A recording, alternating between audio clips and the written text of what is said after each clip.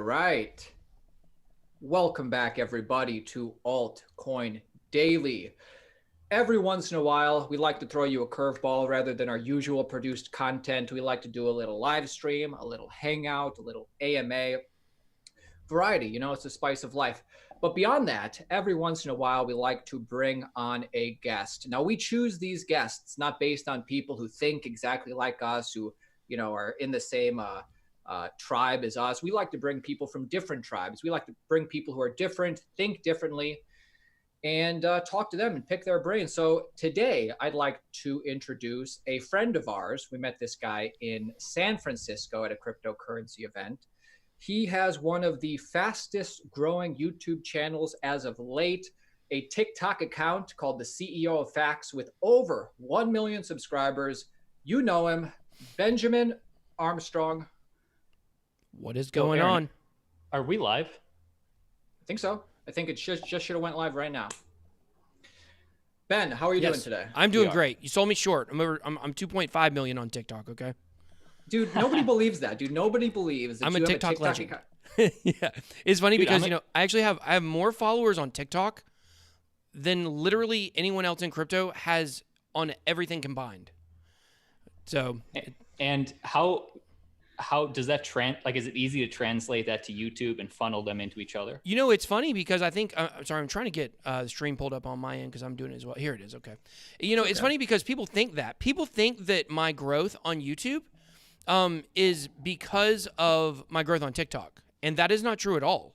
There has been very little carryover from TikTok over to my crypto stuff. Just in the last couple of weeks have I actually kind of started talking about a little more crypto. I have kind of a Trojan horse strategy, which is once Bitcoin starts going up, then I can start pulling, people from mainstream in, but I have another channel, another YouTube channel, CEO of Facts.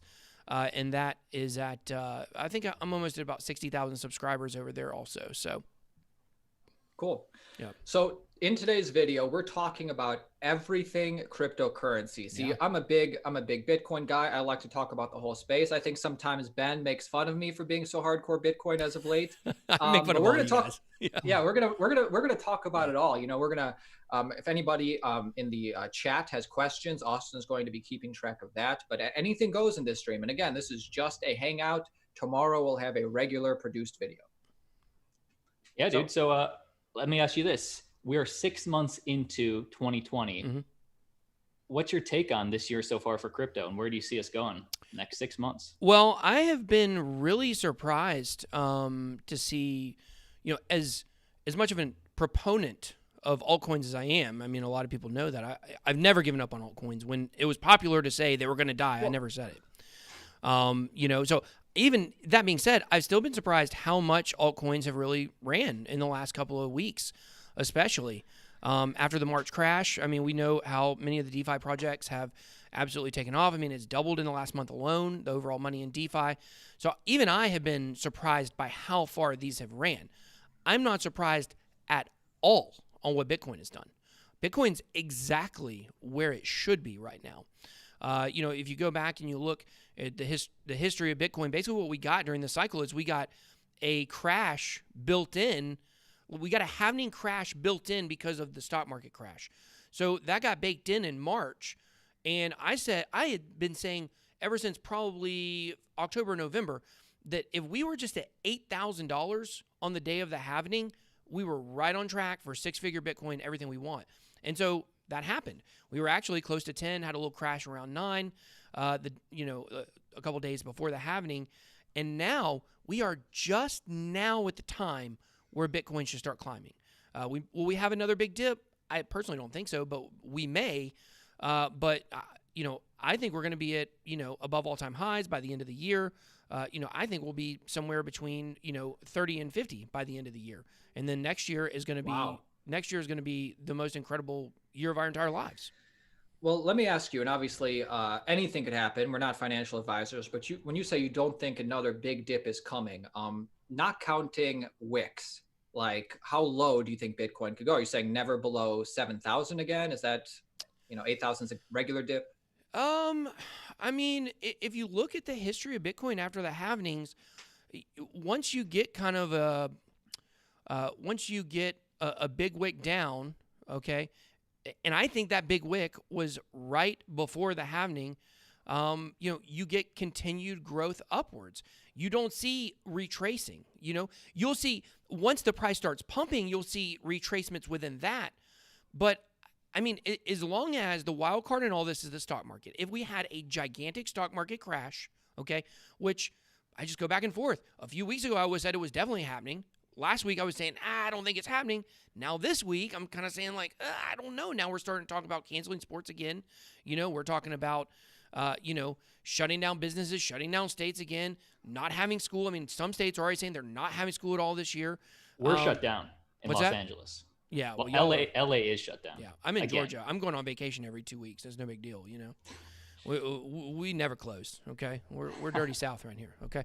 So anyways, I don't think we're gonna have a massive crash. I don't think we're going down to 7,000. I don't think so. I think if we dip, it's gonna be upper 8s, and then we're off to the races. But by off to the races, it's a slow movement at first when Bitcoin starts moving up. So we can move up to 95, 10,000, go back to 95, but ultimately, I think we're stair-stepping up from here as long as we don't have a gigantic market crash. Now, let me jump in. I want to get to know you. I love your channel, but I want to get to know you as a person even more. So you said like, oh, I was never the guy to say alts are dead or anything. What is, it's fun to speculate, and every once in a while, everybody will do videos speculating on this or that. But you personally, what's your thoughts on Bitcoin versus everything else, or I guess just generally, we'll start there. Bitcoin has first mover advantage. There's no question about that. And I think a lot of people get confused on what that means. A lot of people take that to mean that it was here first, and so it's just going to be, the end all be all. We all know the tech of Bitcoin does not stack up. It does not stack up to any current cryptocurrencies pretty much. So what, I mean, you're not a Bitcoiner. You're definitely an altcoiner. Is that what you're saying? No. Let me finish here. Okay. I'm not against Bitcoin. I'm not against Bitcoin. I want to get that out in the beginning. I'm not against Bitcoin, but if Bitcoin were to launch today, it would fail miserably. Okay. It can't compete with the speed of other cryptocurrencies right now. It just can't. The strength in Bitcoin, I would argue, is twofold. Number one, the strength in Bitcoin is its value, like just its store of value. It's gold 2.0. It's not a currency. It's not ever going to be a digital currency. And I think people have a hard time wrapping their mind around that because that was the original purpose. It is gold 2.0. Its scarcity and its value goes way past any other value it may have. Second of all, the size of the network and the amount of money involved already in Bitcoin is what gives it almost an insurmountable lead when it comes to number one in market cap. It can't be hacked. Okay. There are some people that talk about, oh, well, China could do this and China could do that. There's not really much anybody could do to bring down the Bitcoin network. And that's just a fact. So because of that, it does have strength. Okay. Bitcoin's going to make it. It's just not going to make it as a digital currency. I can send you Nano. I can send you Digibyte. I can even send you Tron in about 10 seconds. But Bitcoin ain't going to happen. You're never going to be able to use Bitcoin, scan a QR code, and send it. You think retail places are going to use the Lightning Network? Like, how nerdy do you think people are? The Lightning Network is extremely complicated. Most people can't even figure out how to use it, period. Okay? That's not going to happen. So there's other currencies, maybe even state-funded digital currencies that aren't even cryptocurrencies, centralized, will be that digital currency. Bitcoin, its value is in the size and it's in gold. With that being said, I think altcoins are bar none, much better in many different aspects: speed, transaction costs, functionality, smart contracts, whatever. But when it comes down to what I believe about altcoins in general, is they're so highly speculative that we're just all going to make a lot of money on them. Who cares if they have a use case? Like, that's the end of the day. We're all going to make money. What are my long-term holds? My long-term holds are Bitcoin, Ethereum, Chainlink, and maybe CRO. Nothing outside of that. And when I say long-term, I mean like years down the road, things I actually think will make it and survive. Every other cryptocurrency outside of specifically Bitcoin, Chainlink, and Ethereum, they're questionable whether they'll survive. But even if 95% of cryptocurrencies die, we're still left with 500. If 99% die, we're still left with 50. So there are altcoins that have a lot of value, and over time, some of that utility is going to come to bear. You look at something like Basic Attention Token, it's got good utility, regardless of the little scandal they had and things like that. You definitely do have some stable coins. You have some good projects. You got some DeFi stuff that has a good chance to make it. But overall, Bitcoin's not going anywhere. I've owned Bitcoin. I'm a big proponent of Bitcoin. I just think that its value is as gold. It is not as digital currency, and that opens up the door for altcoins. A lot of stuff there. You're totally on a different wavelength than me, and I love it, dude. That's why I like talking to different people. But like as far as like speed goes, as far as like a nano, like first of all, nobody wants to pay for anything with cryptocurrency. It's all right. Everybody's treating it like an investment. For people that we know.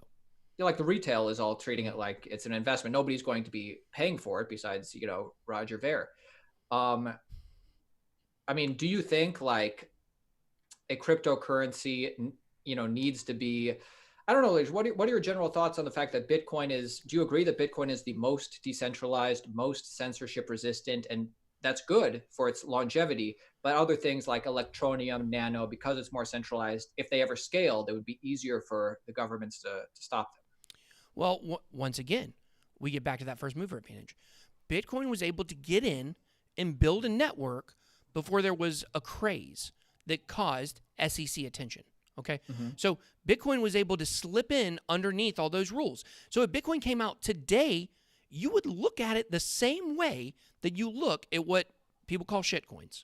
You would look at it the exact same way. You would not say, oh my gosh, look at this crazy thing that's so decentralized. You would pick it apart the same way that you pick everything else apart, Sure. Yeah. I'm not denying that. But like, because Bitcoin did have the first mover advantage, was able to, scale or whatever without a market value, and the first exchange and everything. It's, nobody's saying, I think that's why I do think, I am a big like Bitcoin first guy, because Bitcoin's not going away. Do you believe it's going to be a currency? I think it doesn't. Let me just jump in real quick. I think it doesn't have to be a currency for it to go up. I think store value. I think there was a lot of friction back in 16 and 17 when everybody heard it was this new type of money and currency, and people didn't understand what that meant. So they tried to send it, and it was like, it was hard, or it took a little longer to send, and there was transaction fees. Yeah, exactly. I think this cycle that people, when the narrative of digital gold store value, is going to make things a lot more frictionless for people to buy Bitcoin. And then, sorry, what was the question? Nobody remembers. Yeah, well, okay. we have two super chats that I do want to get to, but also just my take on that. Oh yeah, sorry. I did remember what I was going to say. As far as using Bitcoin as a means of payments, I don't think that's necessary for price to go up, and I don't think fast, cheap payments are the value proposition. I can Venmo you the fastest right now, or any the fastest things are more centralized. But I do think, and again, I'm not a developer. I just base what I know based on listening to Bitcoin podcasts and YouTubers and stuff, and the stuff I read, that not this cycle, but eventually down the line, Lightning Network will be viable to make microtransactions. You disagree? Yeah, I disagree. No, I don't think so. I don't think it will. So you think all these Bitcoiners are crazy? Why would you? I mean, when you've got so many other options that are already there, they're already doing it. They're already faster. Bitcoin Cash is faster than Bitcoin. I can name in 30 seconds, I can name 20 that are faster and send instantly. Yeah, but nobody cares about faster. Why would you think 5 years down the road, when that thing becomes viable, that none of these other digital currencies, and hey, let's be for real about this, it's going to be the digital yuan or the digital dollar. That's what it's going to be. Or it's going to be Libra. That's what it's going to be. That's going to be the digital currency we're all using.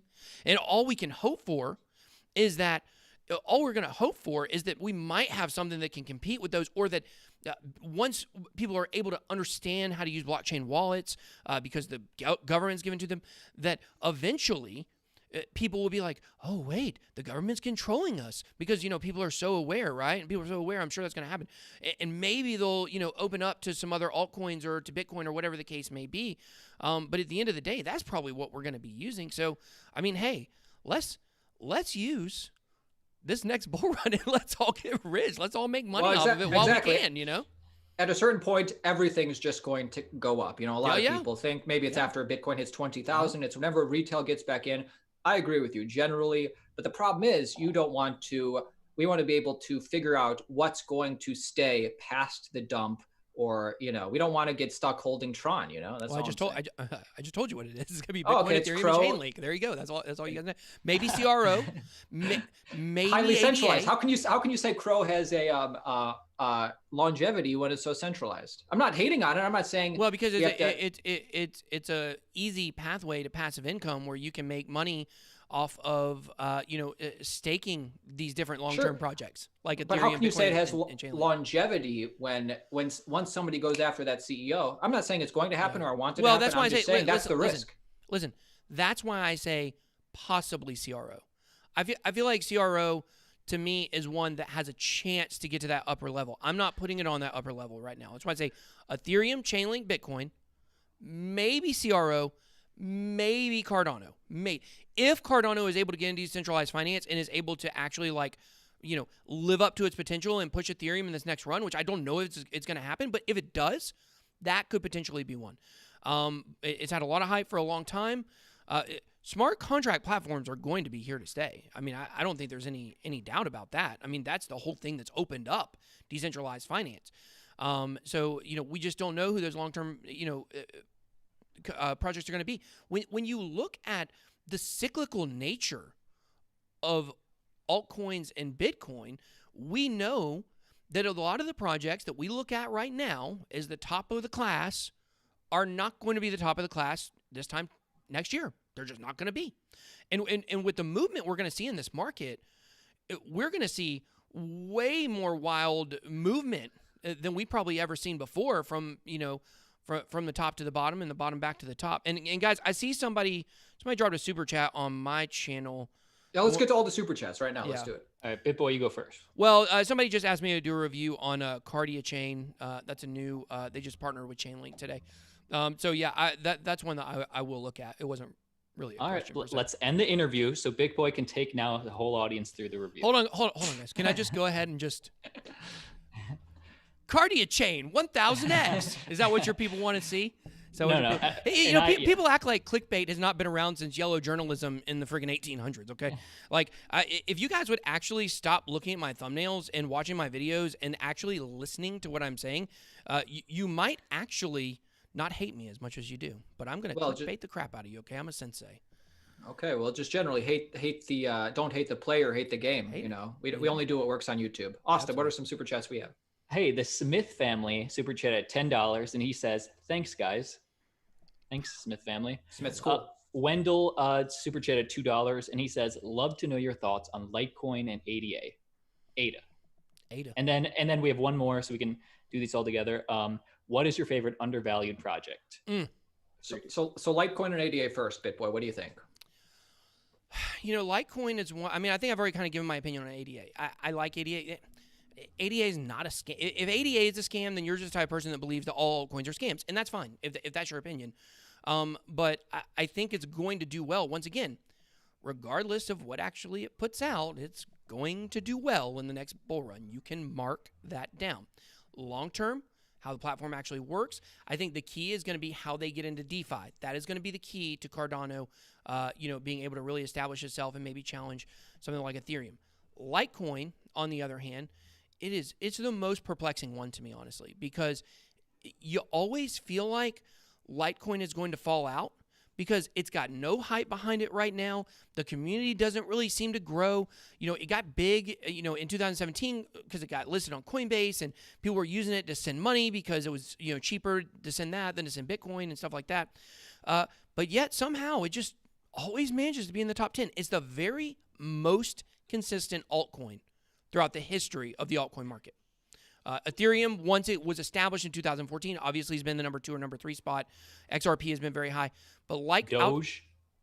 Doge is not in the top 10. I mean, Litecoin's been so consistent in the top 10 for its entire history.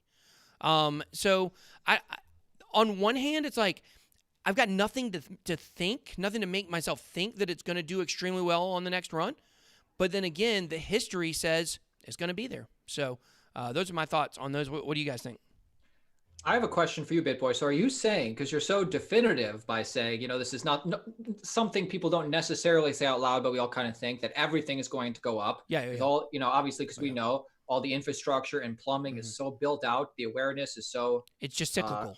Ubiquitous. But are you saying like all 5,000 plus coins will be at a higher price point than today? Is that what you're saying? No, absolutely not. There's a lot of those that are already dead completely, and no, I mean, if your coin 4,752, coin market cap probably doesn't even have accurate numbers on you, and you're really listed, just because you were grandfathered in or for some other reason. No, but almost all the coins in the top 500, I would say, are going to do really well. You might have some that go defunct during that time. Certainly, all the coins in the top 100 are going to do well. How far it trickles down from there, it's anybody's guess. But we've already seen projects. I talked. We can kind of lead this into undervalued projects, unless you guys want to give. You guys want to give opinions on Litecoin and ADA, or do you guys know those exist or no? Of course, dude. We talk about the whole. I kid. Market. I watch your thumbnails. Okay. I mean, do you watch our videos or just sometimes? Yeah, I feel you. Once if you're researching stuff from y'all. All right. I kid. I've never stolen anything. I'm just kidding. I don't care. I mean, everybody kind of takes what they like. I mean, how many topics are there? Yeah. 5,000. But as far as Litecoin goes, I think it will pump. It's an oscillator. As far as like long-term value, if it turns into another store of value, maybe. I mean, I think people in the end would just rather have Bitcoin than Litecoin. But that being said, it does pump. As far as Cardano goes, I mean, I did want to ask you.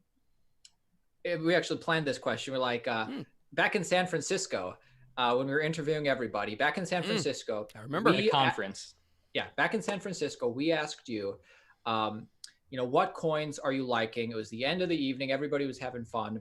And you said, I like Cardano because they have no product. Absolutely. While everything else is nitpicked and people find flaws because the code and everything's out there, Cardano has no product. So I think it's going to do well. Now that Cardano is getting a product, has your views changed, or you think it's... No, absolutely not. I think that while it had no product, it helped it tremendously. I think now that it does have a product... Go down. Yeah, no, I don't think it's going to go down. I think now that... But what do you say? It helped it tremendously when it had no product. It just went down, right? It went to 2 cents.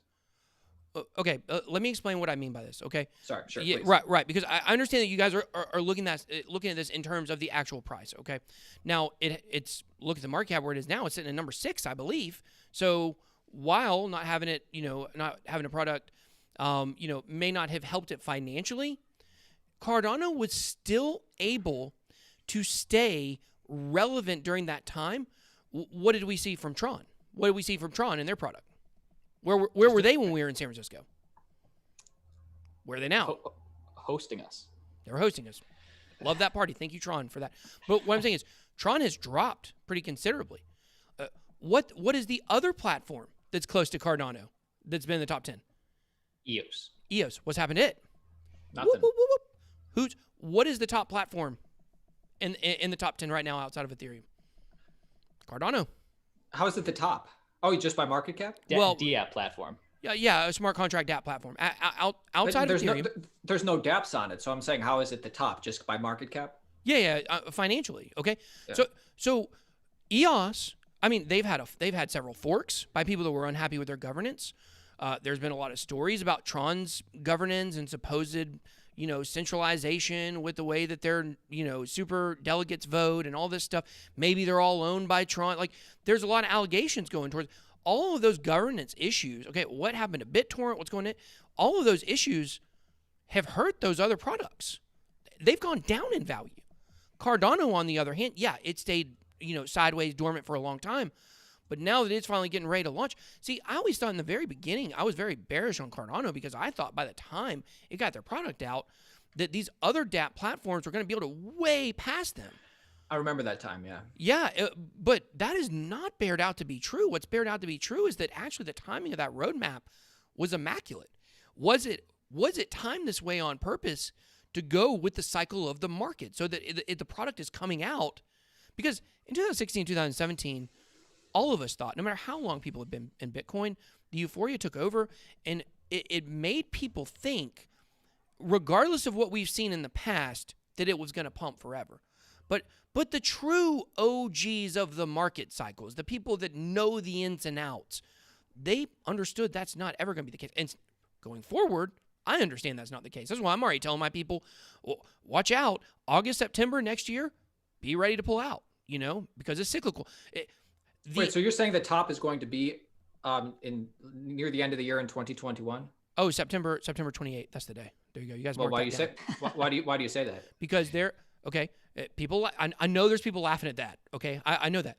Because you're so definitive. It's very definitive. Now, will it literally be on that day? Very possibly not. But if you look at the market cycles of Bitcoin, the number of days that Bitcoin spends going up in an upward cycle, I think it's from the halving on. Well, no, that wouldn't make sense.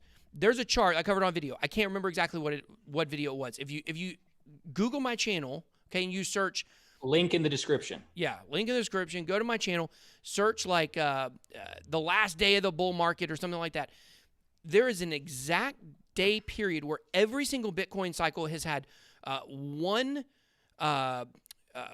side that goes up a certain amount of days, and then the next side goes down. I think it's the amount of days from the actual bottom of the market to the peak to the crash. Something like that is the exact same number of days. Is the exact same number of days. And I wish I had that thing right in front of me because I could sound a lot smarter. But the long and the short of it is, objectively, we can look at the cycles of Bitcoin and we can predict when the market is going to end. And in 2016, 2017, people thought it was going to go up forever. And I was one of them. I thought it was going to go up forever. But this next cycle, it will end. And it will end right on time. And people will think the same thing that they thought then. Bitcoin's at 300K. There's no way it can crash. It's going straight to $1 million from here. And you know what's going to happen? It's going to drop. It's going to go back to about $10,000. And this time going forward, hey, I'm ready for that. To predict next year at a specific date doesn't really depend on a ton what the traditional markets do, because it depends on so much. But cryptocurrency has only known traditional bull markets for 12, 11 years or whatever. Yeah, it's like eventually that's gonna end. No, BitBoy's saying that doesn't matter. That's nice that you think that, but no. You got to look at his video. Yeah, you got to go watch that video and you'll understand. I mean, it's very precise. I mean, if you look at the number, it's like literally within 1 day of each other, the first half of the cycle and the second half of the cycle, and when it ends. And it's been for all 3 Bitcoin cycles in the past, the exact same. So yes, one day I'm sure it will be off kilter, but why would you anticipate the exception to the rule? Isn't that what technical analysis is all about? Like taking history and taking charts and saying graphs. Yeah, it may not be the exact same, but it's probably going to be similar. And the thing about Bitcoin is that supply shock of the halving that we get every 4 years has supply and demand economics built into Bitcoin and built into these cycles. So that's what makes these cycles so predictable. Now, eventually you might say there won't be enough money in the world to continue pumping Bitcoin, and that may be when things stabilize. But I can tell you this, it's not going to be this cycle, And, maybe I can find that chart because I really would like to show it to you guys. It's pretty phenomenal. Maybe next time you come on, we'd love to see it. I just want to, we have 5 super chats. Oh. If, guys, if we can just do a speed round with these. Yeah. But BitBoy, give the full answers. That's what the people paid for. That's true. But what was the rest of the question? I forgot. The full answer? For which question? Yeah. No, we're going into it right now. BitBoy's saying, what are the questions? Give it to him. Okay. Yeah, give it to me. Hey, from Greg Brown, tip $10. You can choose to answer this. I don't know if this is a troll or not, but he's saying XRP not being mentioned by BitBoy. What? Thoughts on XRP? Thoughts on XRP? Why would they associate with me XRP? Because I make some videos about XRP sometimes. So do you guys. What's big? I think everybody does. I'm not some kind of XRP guy. I don't know why anybody would think easy. That. I don't think anybody's accusing you of being an XRP guy. The guy just wants to know your thoughts. Yeah, well but he phrased it in a trolley type question. He did phrase it in a trolley way. Yeah. I am actually kind of bearish on XRP right now. Now, here's the thing. When people start to get bearish on these projects that do consistently well over years and years and years, that's when they usually start to pick up. People were really bullish on Cardano or bearish on Cardano over the last couple months. Look what happened. So maybe my bearish feeling about it might be a bullish sign. I know, or the reverse psychology maybe. But I think XRP is, ultimately, I don't know really what its use is. I mean, if we're moving to a digital world with digital currencies and we got digital yuan and we got digital dollar, why do we need to be transferring digital or hard fiat? So, but I mean, hey, XRP is very well established, has a lot of money behind it, and it'll probably pump. Will it stay in the number 3 spot? I predict the Chainlink will pass it. Like the people say, I'm not an XRP guy, but I guess the argument is that banks will use it because it's the intermediary or whatever. It'll be settled between governments. It's not going to be like Libra. It's going to be for the banks. Do you think? But that being said, X current, they can just use the. Did they rename it? I think they renamed it, didn't they? Well, X current is without the token. X Rapid got renamed. Oh, what was the rename on that? Do you remember? On-demand liquidity. There you go. Is one of the names. I knew one of them got renamed. But so people aren't going to be using it as a means of payment, but you don't believe for XRP that the banks will use it as this decentralized intermediary. You're going against to the lifeboats, to thinking crypto. You're saying those guys, they're wrong. Which guys? Say that question again. I don't think I understood the question. I'm just saying, you saying that banks fundamentally, XRP, the token is useless. There's people on YouTube thinking crypto, good guy. Oh, okay. To the lifeboats, good guy. Oh, okay. You're referencing those YouTube channels now. Who fundamentally think XRP will be used by banks, but you're saying I don't think so. Some. But I think what you're starting to see. I mean, it will be. We all know the XRP community has a hard time being intellectually honest. They're so blinded by their love for XRP. It's hard for them sometimes to be objective. And I try to be objective about XRP. I give it its props for things it does well, but I also criticize it for things that I don't really see taking off in the future. We all know that there are a ton of banks using their systems, but they're not using their tokens. So what gives here? What's the disconnect? Is it just the adoption of cryptocurrency is not hit yet? I mean, I don't know. But I think over the long term, unless Ripple is able to establish some government contracts with like the Fed and be able to work with the digital dollar somehow, I don't see the future of banks really in the way that they are currently formatted. So I mean, that's kind of my thoughts on that. I've never thought that Bitcoin, and that's why I don't list XRP as one of my long-term huddles, because I don't see Bitcoin and XRP existing in the same world 10, 15 years from now. Like, if we're all digital, what's the purpose of the cross-border payment system? And the whole $589 XRP is based on all the money in banks going into XRP. Well, if we have that much adoption in cryptocurrency, then we're not going to need that. So it's kind of that catch-22 for XRP. But hey, don't hear me wrong, guys.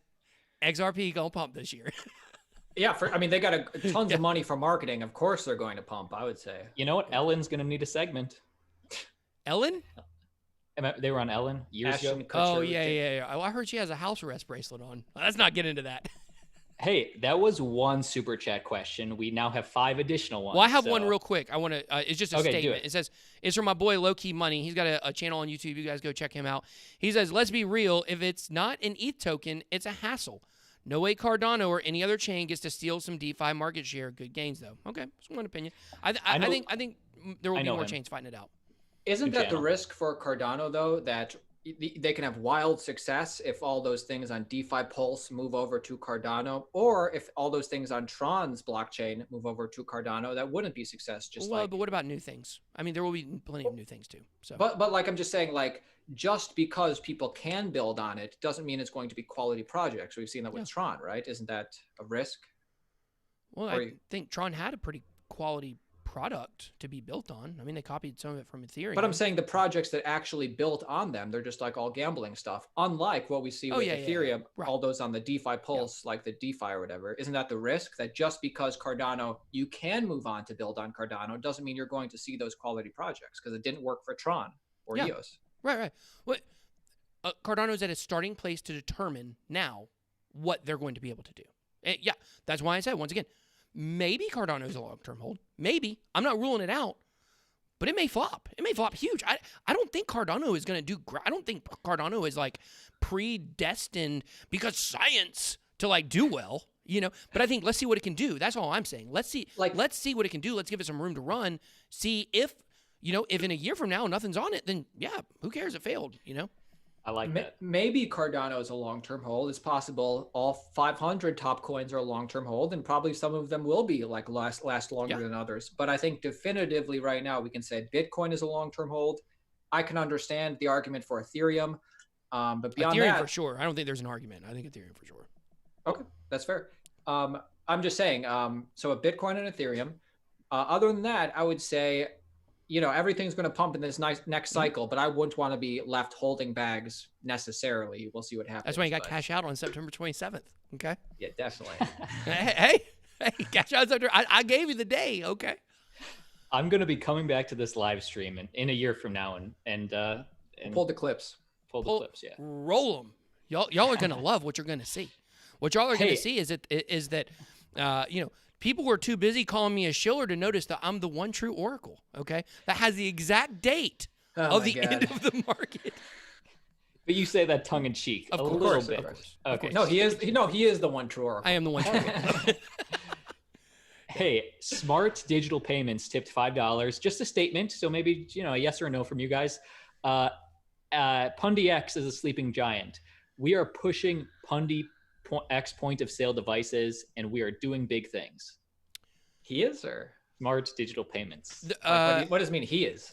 That's what his name is. Smart Digital Payments. Okay. So he's smart. So you trust what he says. I recently listed MPX as one of my crypto zombies. Okay, coins back from the dead, and I do think Pundi X has, a decent chance. It's a useless token. We agree on that. It's a useless token. The only reason it could gain adoption is if that point of service device gets adoption. Well, I mean, there's a little bit more to it than that. But yeah, I mean, I'll accept that. Well, I mean, they also have like digital payments. I mean, they have an app. It's not just the POS. Yeah, just like Ripple, you can just use the app. I mean, they make it so you have to use the token. But I've always said that the reason why I went bearish on Pundi X after when it first came out, I was like, this is going to do well, and it did well in terms of price. And that's then, dude, it did well in like I agree with you, it did great, but like it did well at the height of the peak of the altcoin bubble. Everything did well. Yeah. No, you're wrong on that. No, that was not. I don't think that was the height when I think Pundi X actually had a peak after. Okay, maybe after it did do well. the market officially popped, but we're still, talking about a month or two. I mean, we're not talking about. Yeah, exactly. It was still before people realized this is going to be a multi-year bear market. From my recollection, I remember crypto coin news or some YouTube channel pumping Pundi X hard. It was like I remember it during the time when those YouTube channels who have since left were still around. Yeah. But my big problem with it in the beginning was the same problem I would see for it in the future, which is I think that if Square wanted to crush Pundi X any day of the week, they could. For sure. Any large company that wanted to create their own POS for crypto adoption could do it. PayPal could do it. Any of them could do it and absolutely crush Pundi X. And it was really important for Pundi X to get out ahead really far to be able to establish themselves really well before some of that larger mainstream adoption came in. And now what we've seen with the PayPal news you guys covered yesterday, and then I covered on my channel today. No coincidence, okay? It's okay. Everybody already saw it. I kid. And in the PayPal news we all covered, about a month ago, whatever it was, that's showing that is coming. And I don't think Pundi X has made a big enough adjustment, a big enough base in order to prevent getting taken over eventually. Maybe they can merge, maybe get bought out, whatever. But however, it's going to pump. Okay, it's going to pump. Just real quick, last thing I want to say here. We didn't ever answer that most undervalued cryptocurrency, and I want to give a shout out to my little baby here, my little crypto baby, which is Nimic. Nimic is my number one top project. How is that undervalued? That thing pumped. It's still undervalued. I'm telling you. I'm telling you. It's still undervalued. It might be undervalued, but it's going to go to the top 50. It's going to go to the top 50. You guys watch and see. But it's going to be a pump. Well, tell me why you say that. But I don't know that much about Nimic, but it had like pump. It skyrocketed recently. And you go on their website and it says, we are money. We are decentralized, censorship resistant money. It's basically saying we are a better Bitcoin. But in reality, that's like the quintessential example of a shit coin, right? I mean, there's no way people you can apply use that to every altcoin, though. I mean, really. But once again, But it's not. But it's yeah, it's trying to do something. Are we digging into the tech of all these projects? Because once again, for the bull run, none of this matters. Let's dig into the value. The biggest mistake that anyone makes is thinking the tech matters. It does not matter at all. Absolutely zero. Dude, I just made it. And if you think it does, you must be watching my videos. You must be watching my videos. You must be watching my videos because I say all the time it's all based on just pumpamentals. Yeah, pump and marketing and all that stuff. I use the example of IOTA all the time. How it got hacked 100,000% returns. IOTA to the ICO. Yeah. Well, yeah, because after the ICO, it got hacked or like something in it got hacked. But beyond that, it got taken offline for a month or two, proving it was very censored and permissioned, and the price didn't go down one iota. In fact, it pumped to the rest of the market. So I agree with you that the fundamentals don't matter. But I want to hear about most undervalued coin. Yeah. So you're saying NIMIC is the most undervalued, even though it's gone up by like 1,000% thus far. How is it the most undervalued? I'm telling you guys, So tell me, somebody screen record this. It's going to a penny in the next year. You watch and see. Okay, well, give us something. So everybody in the chat thinks right now that BitBoy has a lot of NIMIC and he wants it to do well. But give us an actual reason. Heck, right. Definitely do have a lot of NIMIC for sure. But give us. He believes it. But I also was calling it when I had hardly any, and it was number 500 on CoinMarketCap, and now it's as of today, I think it was at like 130, and that one's going to continue to move. And once it gets, I said a penny. It's going to $1. That's what I meant to say. It's going to $1. It's at like 0.7 of a penny right now. This one's going to continue to climb. NIMIC has been around for a long time, okay? And they did absolutely no marketing. Go look at their team. They have a really strong team, okay? They built a really good product. They built the first proof of work one-click mining with a browser. They built the first one. You were able to mine it from your browser directly, okay? Now they're getting ready to launch their proof of stake, which will be out at the end of this year. And it's been on this big of a run without even being able to move over to that proof of stake. That's why it's undervalued. Look at these projects that switched to proof of stake. Zilliqa recently did it. A lot. Dude, it seems like everything. Kyber recently did. These projects, they weren't on runs until these switches over to POS started, and then they shot way up. Okay, with NIMIC, it's already on this run, and this POS is just now getting talked about. It's called the Albatross, consensus algorithm. It's coming at the end of this year, and then when staking comes onto NIMIC, it's going to take it to another level. What we've seen with a lot of these projects have already been able to do, and then that move over to proof of stake shoots them up. When Ethereum goes over to proof of stake, let me tell you, if you're not holding 32 Ethereum for a node and you have money in crypto, you're an idiot. I'm an idiot. I'm not holding it, but I can see Ethereum doing really well. I'm an idiot. But Ethereum's gonna kill it. I mean, if you have enough money to get 32 Ethereum, which is what, about $8,000? Is that right? Or am I way off on that? Maybe it's $12,000. I'd rather get Bitcoin, honestly. Am I brainwashed? Yes. The toxic maximalinity. Toxic maximalinity. We're fundamentalists, but we're not maximalists. But you didn't really answer the question. I agree with your argument that all proof of stake is hot right now. Everybody wants to stake their coins. When retail gets back in, they're going to want to stake their coins. But why is NIMIC any different from anything that's going to go to anything can switch to proof of stake? Well, we've already seen the run. It's been okay. Listen, we're getting semantical here with what is the most undervalued. I can give you projects. I can give you projects in the 1200s on CoinMarketCap that I believe are going to be monsters. I can give you ones in the 800s. I'm trying to give people one that they know, at least that you know. But maybe you've seen some people talking about it recently. If you've been paying attention to CoinMarketCap, you've seen it shoot up. And even with as much as it's gone up, I still feel like it is going to pump more than almost any other project in the top 150. I think when it moves over to this proof of stake, that is going to be absolutely huge. And it's not even on, other than KuCoin, on major exchanges right now. And I know they're working on some stuff with some other exchanges. And when that comes in, now you're going to have more, room to grow, because most people, if I gave the list of exchanges, anyone new to cryptocurrency, maybe other than KuCoin, hasn't even heard of it. And people that are new don't even know what KuCoin is. If NIMIC is able to eventually get on Coinbase or Binance, or I don't know, it may be on Huobi. I always think of Binance and Coinbase is the end-all be-all. Like, those are the two listings you want. If it's able to get one of those listings, it's got even more to run. So, I mean, to me, when you look at a project that's has came out of the 400s and has moved up to the 100s, is due for a correction. There's no doubt about it. So, I mean, take that with a grain of salt, whatever y'all want to do. But I still think it's got more room to run. And I think that this is a project people have heard of. And I don't want to give you, I can't give you my super secret altcoin picks. I'm giving those tomorrow on my channel. So if you guys want to hit your 3 coins to $3 million, you go find those puppies. I go through your channel and you can, there's a lot of videos where I can be like, oh, okay, I want these coins to $1 million. I don't care about the new video. You already picked my million coins. Well, I can't. I can't even invest in all the coins that I talk about. But this, I've probably talked about. This is why people get so mad at me. A lot of the people that complain about my channel and complain about me, they don't know me. Like they don't actually watch the channel. They just might see a thumbnail, or they might say I said 1000x in a thumbnail, or I did this, or I've literally never in the history of my channel. Literally never done a paid sponsorship that was not disclosed, not one single time. I would swear on the Bible on that.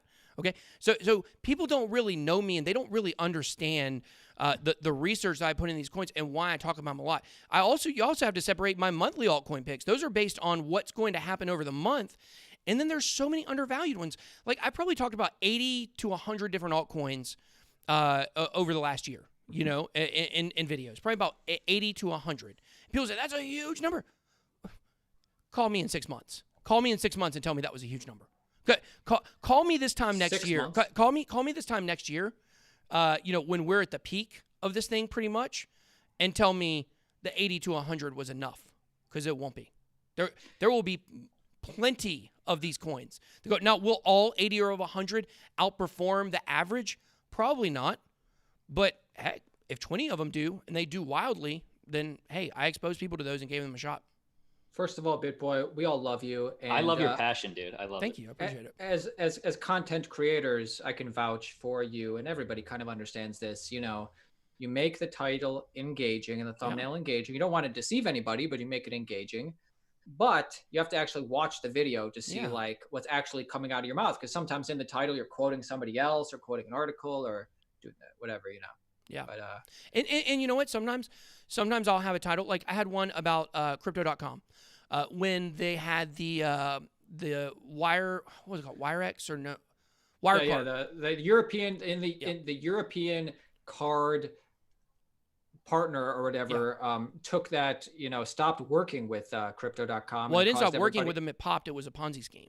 Oh yeah, that so crypto.com in this case wasn't the Ponzi scheme. They're the victim. But they were the victim, and they were working with a Ponzi scheme who wasn't in crypto but in a credit card. It was just crazy. I know, that's the thing. Like I was talking to somebody. They're like, "Why are there all these crazy Ponzi schemes in crypto?" I'm like, "This is traditional finance. They were the victim here." So, anyways, I had a title of that one where I said, "Is crypto.com done?"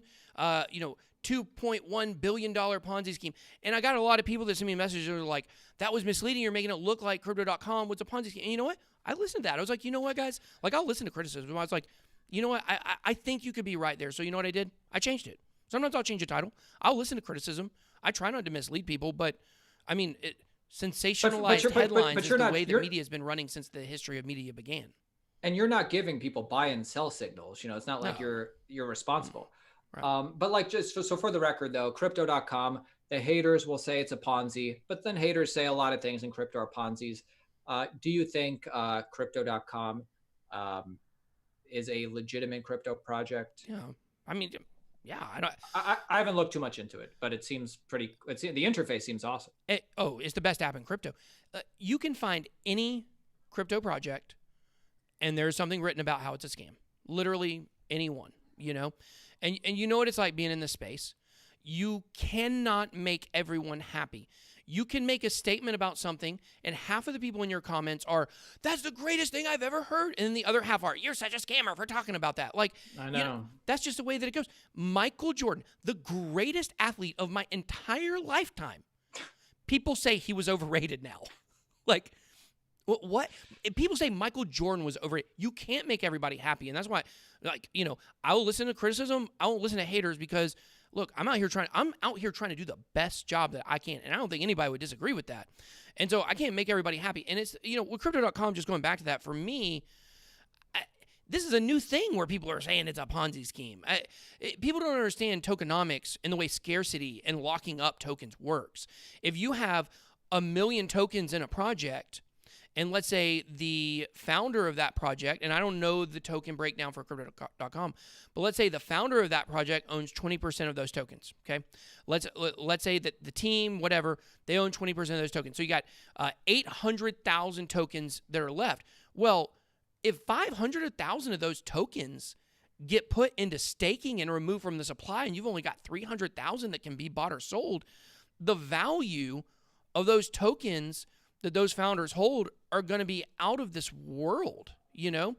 And I think a lot of times people forget about like exactly how staking works. And I think that has to do with, you know, crypto.com's model of how they make money or are able to offer all these discounts, because the more they pull people into the ecosystem, the more they're able to pull their tokens off of the market, the more scarce those become. And then however much they own, you know, in their lockups or whatever, or their vesting schedules, whatever it might be. I mean, those go way, way up. So you don't have to necessarily be making money on transactions to make money in crypto. I think that's a fundamental misunderstanding. Let's, we don't have to talk about crypto.com the whole time, but just generally speaking, and we'll move on. Everybody's staking their coins, saying crypto.com is safe because if they stake their coins, they have tons of money. It doesn't seem like this cycle it's going to be good, but like, it doesn't seem like in the long term, everybody just printing their own money and staking and like growing their own coins that they made themselves. That's true, but the government will also shut that down if you're centralized. Yeah, true. Like, well, I'm just making fun of the government there. That wasn't really a statement on crypto.com. Okay, but like it does seem like they might do really well this cycle because the people's urge to stake seems like that's something people are definitely interested in. But I don't think like after a couple cycles, there's going to be all these coins. I think eventually, once this thing scales, once Bitcoin becomes truly a part of the conversation, governments are going to start cracking down on things that they can. And if they're centralized, Electronium, crypto.com, I'm not saying those are centralized, but I think they are. Like the governments could come to their offices and shut it down. That's the risk, right? That's the risk. I mean, I guess. I mean, yeah, sure. But a government, like, I think that's also a fundamental misunderstanding of what the government does in those situations. The government, let's take IOST, for instance, another project that I really like. It's the most involved I am in any crypto project. I run a block producing node for them. You know, I've been involved with with IOST since their mainnet launch. I'm the only person that's been, you know, what they call a tier 1 creator for 6 quarters. Okay. And what is the value prop there? What is EOST? IOST is not EOST. Yeah, it's IOST. Oh, sorry. What do you do with it? What do you pay for stuff or? I mean, it's a DApp platform. It's just like EOS or Tron. Pretty Okay. much. It's the voting is more decentralized. It uses something called why can I not think? Proof of believability is the consensus algorithm. It's basically DPoS. But anyway, the point here is I run a node for them. I really like IOST and stuff like that. But I want to talk about a thing that happened with IOST that was a pretty major thing. Okay, and I think for you guys that are like, this is centralized and you're going to lose all your money and you're blah blah blah blah blah blah. No, you're not. What's going to happen? I'm saying in the long term. I'm just saying in the long term. I think it will pump. Well, no. I'm talking about if the government goes in and shuts them down, what that looks like for you as a holder. Okay. People have this fundamental misunderstanding of the government's role with cryptocurrency. Unless you're evading your taxes, they're not coming after you. If you're leverage trading on Bybit with a VPN and you're an American, guess what? The government's not going after you. They might go after Bybit. The SEC might go after them. I'm not saying that. I'm not making an accusation. I'm using an example. Okay. Any exchange that is overseas. Okay. The SEC could go after them maybe for having sloppy practices for allowing people to sign up. You as a person who uses the site are not going to be affected by that. The SEC protects you. It does not protect the companies that are violating the laws. Okay. That's why when you have these tokens, you know, that go, but they're not going after the people. They're not going after the investors. They're going after the people that Centra Card, for instance. They're not going after people that bought Centra. They went after the people that promoted it. They went after the team. Sure. So, and I don't think they are going after the users. Right. But I'm saying, like with the example, I think they'll go after the companies. Correct. Like the example of eGold, like the eGold from the 2000s or whatever. Wouldn't that same thing that the government shut eGold down happen to an Electronium or what have you? So IOST was working with an exchange called BIS. It was in China. Okay, this is a real life example of something that literally did happen. Okay, they were working with BIS. BIS was actually their launch pad to promote, to push their voting. Okay, so we all made videos on how to vote with BIS and all this stuff. Then they came out with some decentralized voting methods. Okay, and so you stake your coins decentralized in your wallet and you're able to vote. But then you were staking it on BIS, on a centralized exchange. You were locking them up and voting. BIS got invaded by the Chinese government, okay, or raided.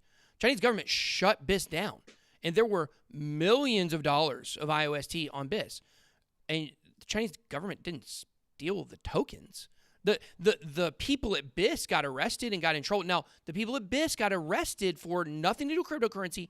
They were selling American stocks through their exchange, and that was what they got in trouble for. So nothing to even do with cryptocurrency, and the Chinese government allowed it to stay open enough, and we're talking about the Chinese government here, not the United States government, for all the holders that were at least aware of the situation we talked about to go get your money off. So yeah, guess what? Maybe something might happen. Who knows with government overreach? What could happen? And if you don't think that, all the governments of the world could band together and, prevent anyone from putting money in Bitcoin, they could. They shut down every on and off ramp. It's unlikely because you don't have... you would have to have 100% cooperation from every government in the world, which you're never going to have. But like hypothetically, that could happen. So yeah, I'm sure that some of these other projects could get a knock at the door and they could possibly get shut down. I don't think it will happen.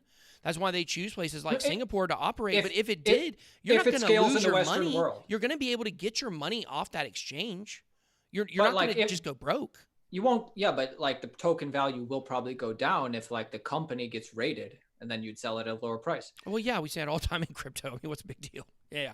It's a risk, right? I mean, we saw it with Tron, right? I mean, Tron didn't even actually get raided. I mean, they had they didn't get raided at all. There was a Ponzi scheme that was being ran out of an office that had a Tron sign on it, and it got raided. And the token price dropped, even though they didn't have anything to do with it. So some people say they still did, but I'm saying that's why it's not a long-term hold for me, because of risks like that with certain things. Once again, that's why I said possible, could we get to a point? I think one of the values in crypto.com is bringing on adoption. If we get to a place where everybody's using the debit card, but yeah, I mean, that's something that people have to take a hard look at. I mean, what is the current sentiment and direction of regulation in crypto? Is it going to get tighter? Is it going to get looser? I think it's going to get looser. Let's roll through some super chats, Austin. I just want to say that overwhelmingly half the super chats are saying, great conversation. We love this conversation. Thank you. People like BitBoy, I can tell. Once they get to know me, they like me. A lot of people do not like me at first, and I understand. I've got a really strong personality, and I've rubbed a lot of people wrong in my life when they first get to meet me, but then over time, a lot of people, I win them over, I'm a sensible Well, you can guy. hang, like not a lot of people in life generally can hang. You can hang, Appreciate it, dude. Ooh, the hang seal of approval from Aaron. Hey, by the way, everybody who's watching right now, hit the like button, smash up the like button. I encourage everybody, obviously BitBoy, answer as much as you want to, but generally speaking, I have 5 different questions. Maybe just keep them under a minute. I don't know. We've been going an hour, guys. I mean, have you heard me talk? I'm sorry. Well, I love it. I know BitBoy, you'll like this question, and I don't remember who wrote this, but Velas. If that's how you pronounce it. I know you recently talked about it on your channel. Somebody's asking. What is your take on that? I love Velas. I think Velas is it's another one of those underrated. I mean, it's hard to say Velas is underrated. Like it's had some problems with CoinMarketCap. If you guys knew that they had a top 200 criteria. I'm actually privy to know why Velas had some issues getting in that top 200. But it's just a paperwork issue. So once that gets taken care of, they're actually going to shoot up. What's the value prop? What's the value prop? What is it? DAppCoin? Bankcoin? What? Bankcoin? DAppCoin? Velas. No. Velas is trying to build just, a whole ecosystem where they've got a really nice wallet. They're going to have staking built in, just like every other, I mean, once again, when we talk about the tech of these projects, they all kind of sound the same. I was wondering the that stuff on the channel. I was just wondering what the marketing department says it is. I just didn't know what it was. Well, Velas is an ecosystem for their token to flourish. There you go. Okay. It's actually a coin. They have their own chain. Okay, but when you really get into the differences between a lot of these projects, I like to look at the things outside of the tech, because I get so bored talking about freaking nodes. Okay, I don't care how many nodes you got, and I don't care what your TPS test said. I don't care about your test net. Okay, I don't care about any of that stuff. I don't care about your architecture. I don't care about your infrastructure. I don't care about it. What I care about is the fundamental stuff surrounding your project. And the things about Velas that I like is they have a really strong founder, okay? Alex Alexandrov, he's the founder of Coin Payments, okay? Now, if you didn't know, Coin Payments is the biggest company that makes way for retail adoption. So they allow retailers to accept over 1,900 different cryptocurrencies online or business to business, okay? So Coin Payments, if anybody knows about it, is a very, very well-established company. Their founder stepped down, or he's been the CEO. He was one of the original three founders, I believe, not the founder. But he stepped down as his role as official CEO of Coin Payments to start Velas. He's still a major shareholder. And this is a guy who's a crypto OG. He was at the Satoshi Roundtable. He's been in crypto. He was early miner. He's been in crypto forever. This guy knows what he's doing. He has done more for adoption retail-wise than almost anybody else in the whole space with Coin Payments. Now he's got Velas, and he wants Velas to be adopted in the same way. They got some really cool stuff coming up. Like, I don't think I can announce this thing that they have coming up yet. I would love to, but it's there's only one other company in all of crypto that's doing this thing. And when this thing comes out, people are going to be like, that's a cool story. Like, that's a cool thing that's going on in crypto, and it's not going to be lame, Like user interface or partner? Or... Technology. I just said how much I hate tech. It's more like it's a real world technology people are going to be familiar with. It's not like only crypto people will understand it. So they're going to launch something, and it's going to be really cool, and it's going to make big waves and big headlines. So once they get this coin market cap issue straightened out, they're going to shoot up to the top 100, and then everybody's going to be paying attention. Because right now, their market cap, they should be around number 75, I think. So they got strong leadership team. They've got a lot of good stuff going on with Velas. So I can see it definitely getting up in the top, maybe top 30 or so. And how are you privy to the big announcement? You're working with them? Yeah, I know them. Yeah, I know the Velas people. Yeah. Okay. I had Alex Alexandrov on my podcast a couple weeks ago. What do you think? So I'm talking about like thoughtful Bitcoin maximalists. What do you think people like Peter McCormick, Marty Bent, those guys who seem pretty thoughtful, what do you think they don't? I mean, it's their business. It's their business to talk Bitcoin. Why would they want altcoins to do well? Well, they could make it their business to talk the entire cryptocurrency market like we do. But they already cornered the market. Why would they do that? You got to look at the motivation behind what a lot of these Bitcoin maximalists talk about. It's driven by money, just like altcoins are driven by money. Well, they could say the same thing about you. These people are not so fundamental, and understand money principles so well that they're above any altcoin. No, that's how they make their money. Peter McCormick, I love Peter McCormick. Don't get me wrong. He makes about like $400,000 a month or something or $40,000 on his podcast. He kills it. Why would he talk about anything else? $60,000 a month. Whatever right now, it is, $1 million a month, might as well. That's a lot. That's a lot to me. $60,000 a month. Yeah, heck yeah. But they also reason their argument, and I gotta say, I'm attracted to those reasons. If I only listen to, crypto YouTubers or whatever, which is obviously a terrible idea. You got to do your own research. I wouldn't know some of the stuff that they talk about on TFTC or Bitcoin is. I wouldn't know. I like them because they explain why Bitcoin is fundamentally different and will stand the test of time or has a better shot. Yeah. Well, I agree with that. But what you said about them, the same thing could be said about us. Oh, they're just talking about altcoins because, there's money to be made or something. Well, I mean, I think there was a time when, look, if we were back in 2017 and they were talking all Bitcoin, when altcoins were pumping to the moon and Bitcoin was crashing, then maybe it's not like that. With altcoins, I've been talking about altcoins the whole time, even when it was really popular to be a Bitcoin maximalist and say that they weren't. I deeply believe, if we're all for decentralization, right? Decentralization is kind of a myth, but if we're all for decentralization, okay, on some level, why would we want cryptocurrency to be centralized and there only be one choice? Why would we want that? Doesn't that go against the whole idea of? It's not what they want. It's when they look at stuff like Electroneum or Crypto.com. Yeah, Electroneum sucks. Let's talk let's use some better examples. Okay, let's use basic attention token. Let's use Ethereum. Let's use Chainlink. Let's not pick the very bottom of the barrel projects. Oh, sorry. Crypto.com I put on the same level as Electroneum, although I think it has tons of upside because I think that's going to be pumped to hell. Yeah. Anyway, let's move on. Austin, what are some of the other questions? I mean, I just want to say we just got a $250 super chat from Tim Lin. He says, Obviously. you guys are great. BitBoy's great. Glad to have BitBoy on the channel. BitBoy obviously doesn't have the same opinions as us, but that's why we like him. Anybody who wants to subscribe and check out BitBoy's channel, it's in the description. And everybody hit the likes if you appreciate us bringing on guests, because one of my goals is to bring on different guests or different guests with different points of views. I'm attracted to the things that Bitcoin maximalists say, even though I'm not a maximalist. But I like hearing about, I want my point of view to be challenged. I'm going to ask these are my last 3 questions. So I'm just going to get them all out there, and then we'll all have some talking points you can choose. Dragon Chain, what are your thoughts on it? To Aaron and Austin specifically, we can answer this right now. Is there any coin outside of the top 10, Aaron, that you like? Well, first of all, I want to echo what BitBoy said. I think all of these coins, not all of them, but a lot of them are going to pump, because all it takes to pump is a good marketing team and an illiquid asset. And people are going to, there's so much, this is why I sometimes push Bitcoin, even though I kind of like agree with you as well. It's just because I think people come into the space, don't realize that Bitcoin is fundamentally different from a lot of coins, and think by buying Crow coin or crypto.com coin and Bitcoin, they think because, they think it's almost the same thing. And then near the top, they get sunk. So as far as like coins that are not in the top 10 that I really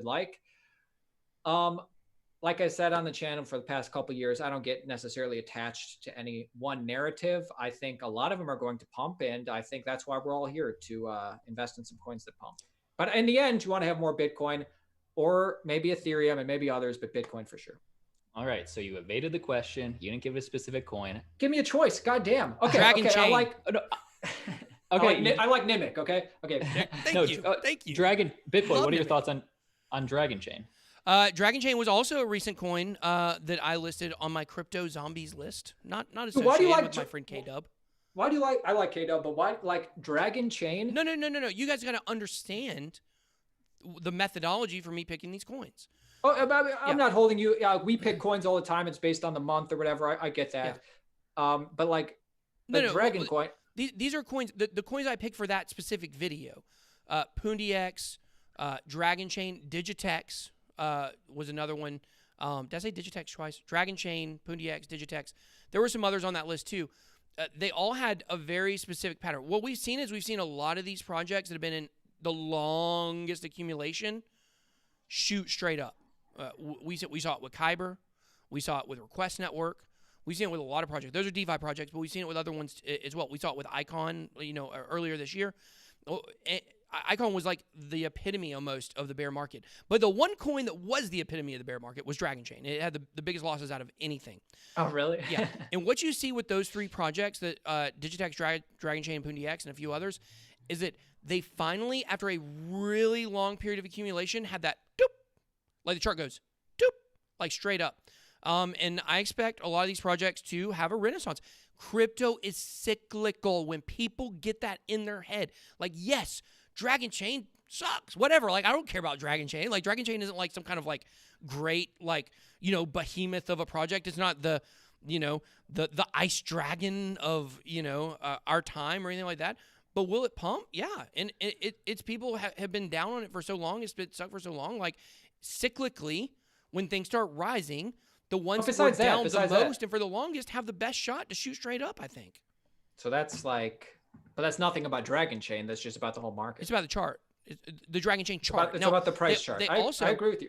Price is all that matters. Yeah, they also were recently on a show, Open Source Money, that really explained the struggle that they had against the government and the SEC. And I'm actually going to be on Open Source Money on the episode number 4, which comes out, I think, July 25th on the Science Channel, if you guys want to check me talking about China and the United States space race that is blockchain.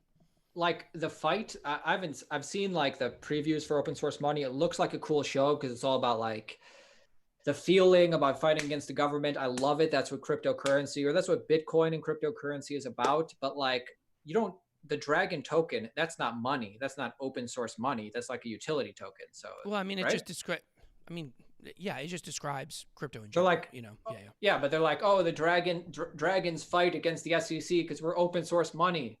or no, that was Bitcoin, and that's already not a security. All right, so. Well, I mean, once again, you get Bitcoin and Ethereum have been ruled not to be securities only because of when they launched. You know. Well, don't you think? Because, do you not agree with the way they, the Howey test or whatever? I mean, do you not think Ethereum is just like every other project out there? Yeah, for sure. You know? I agree with that. It's just when they launched. Like, that's all, the ones that came after, the ones that hit during the ICO craze. I mean, Ethereum had an ICO, right? Ethereum, perfectly fits the example of a security. If you're talking to if you had an ICO, you're a security, people expect a return. I know people that invest in it, they were expecting a return. But it got grandfathered in, and I think XRP is going to also end up getting grandfathered in, even though it's still kind of, hit or miss on that. But, that's all it has to do with. It's not like these projects are just so great and above everything else. It's not even Bitcoin itself. It was established before people cared. That's the important thing, and I think that's a message I feel like is just really lost in a lot of these conversations, especially with the Bitcoin maximalists. I just like people to be intellectually honest about that, Bitcoin is not, that much better than everything else. It just came before everything else. Would you say, well, yeah, but because of that and other things, wouldn't you say, objectively speaking, because of all those things, Bitcoin had the fairest launch, and everything that comes after, it's not going to be as fair launch because nobody... Is it fair? You had one guy. You had one guy that had almost the whole supply. Is that fair? I'm just saying the most fair. But Bitcoin didn't have a market value for the first 1.5 years. And again, you were around in 2012, so you know a lot better than me. But from what I hear, yeah. Look, once again, I don't want anybody to think sometimes I feel like I sound really harsh towards Bitcoin. I love Bitcoin, don't get me wrong on that. I just like to be really honest and fair about how I see it in the grand scheme of things. Bitcoin's going to do well. It's going to crush it. It's going to crush altcoin season probably here in about a month or two, but altcoin season will come back when Bitcoin starts rising. It's all everybody's going to talk about, and it's going to be all about the Bitcoin maximalism and stuff like that. But our video has been removed for violating YouTube community guidelines. Are you serious? Ours has. Is yours still going? No, mine's still going. Wow. Oh, man. That was such a great conversation. We're still having it, though, on my channel. All right. Well, dang. That's so sad, guys. Hey, I got a $50 super chat. Sorry, Just Awake. Didn't BitBoy just do a video on a possible XRP and VET partnership? Isn't that a possible positive for XRP? Just a rumor. It's not confirmed, but if it happens, sure. And I'm sorry to all the chats. Wow, I had 868 people on the stream. That's by far the most I ever had. Guys, I'm sorry about all the super chats I missed. This was really primarily a show on Altcoin Daily's channel, and unfortunately, it just got removed, so that's real unfortunate. But we're gonna go. Somebody said I reported you guys for being Bitcoin maximals. All right, guys. Well, that's it. We're gonna kick out for tonight. I'm gonna start trying to live stream once a week, guys. So maybe we can redo this here at some point. I'll be out of town next week, so I won't be doing one, but maybe the week after. So that's it. We will talk to you guys later. Gotta just cut my stream off here. All right, guys. BitBoy out.